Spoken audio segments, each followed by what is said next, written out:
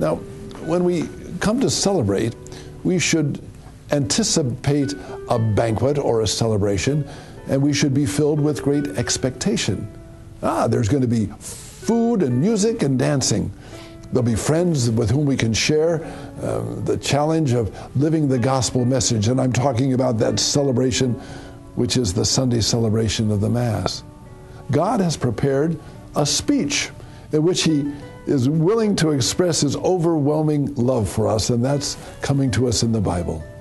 We need to have that expectation of celebration, and not just the dull obligation or deadening ritual of a time to be gotten in so that we can ultimately get to the more exciting world of a family gathering, a movie, or a thrilling ball game.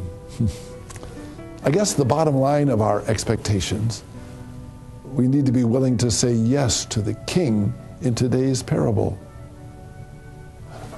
Are we willing to join together on the Mount of Jerusalem for a feast of rich food, choice wines, juicy, rich food, and pure and choice meals?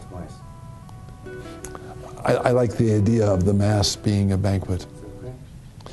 But I've got to tell you that the parable of Jesus about the banquet has a rather nasty element. After the banquet hall is filled, the father notices that one of the guests doesn't have a wedding garment.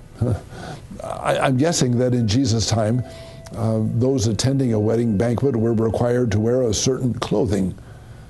Commentaries I've read don't seem to know what that garment looked like, but for Jesus' audience, they knew just what He was talking about. And I guess that if I came into a fancy wedding celebration with formals and tuxedos, and I had holes in my pants and my shirt was dirty and torn and sweaty, I'd be asked to leave.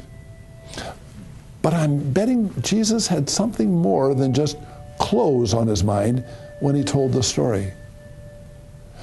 We need to wear a faith in and love for God. We've got to wear respect for others. We've got to be people who forgive others and those who hurt us. Those are the garments we need to wear when we come into the celebration of the Lord's Word and His body and blood at Mass. Lord, thank You for being a God of celebrations. Help me to wear the garment of loving You and my neighbor.